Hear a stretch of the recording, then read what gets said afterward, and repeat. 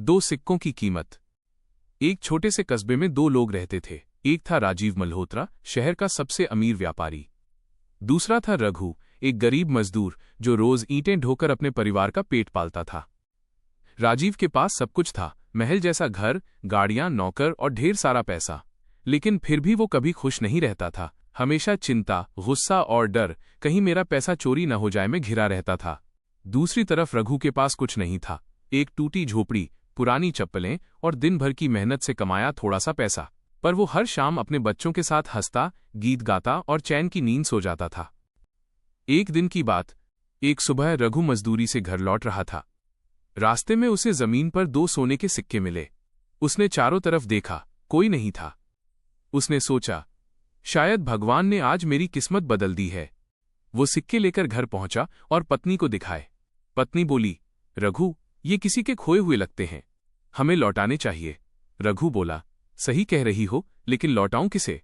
चलो, कल बाजार जाकर पूछते हैं। अगले दिन बाजार में रघु ने सब दुकानदारों से पूछा, भाई, किसी के दो सोने के सिक्के गुम हुए क्या? सबने सिर हिलाया, नहीं। आखिर वो राजीव मल्होत्रा की दुकान पर पहुंचा। राजीव ने देखा और बोला, अरे, ये तो मेरे हैं, कल मेरे बैग से गिर गए थे। रघु ने बिना कुछ सोचे समझे सिक्के लौटा दिए। राजीव हैरान रह गया, तूने इतने कीमती सिक्के लौटाए? तुझे कैसे विश्वास हुआ कि ये मेरे हैं? रघु मुस्कुराया, साहब, मैं तो बस इतना जानता हूं, जो चीज मेरी नहीं है उसे रखकर मैं चैन की नींद नहीं सो सकता। राजीव हक्का बक्का रह गया। वो सोचने लगा, मेरे पास करोड़ों हैं, फिर भी मुझे नींद नहीं आती, और ये गरीब आदमी दो सिक्के लौटाकर मुस्कुरा रहा है। उस रात राजीव अपने महल में करवटें बदलता रहा। उसे रघु के शब्द बार बार याद आ रहे थे, जो मेरी नहीं, उसे रखकर मैं चैन की नींद नहीं सो सकता। सुबह होते ही उसने रघु को बुलवाया। रघु डरते डरते आया, बोला, साहब, मैंने कुछ गलती की क्या? राजीव ने मुस्कुराकर कहा, नहीं, गलती तो मैं रोज करता हूं, तूने तो मुझे इंसानियत सिखाई है।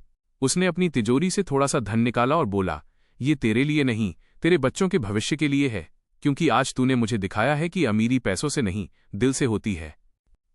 कहानी का अंत। रघु ने हाथ जोड़कर कहा, साहब, मुझे ज्यादा कुछ नहीं चाहिए, बस इतना कि आप दूसरों की मदद करें, जैसे आज आपने मेरी की।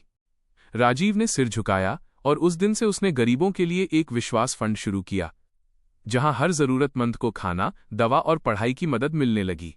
रघु फिर अपने पुराने काम पर लौट गया, लेकिन अब उसके दिल में संतोष था, क्योंकि उसने अमीर को इंसान बना दिया था।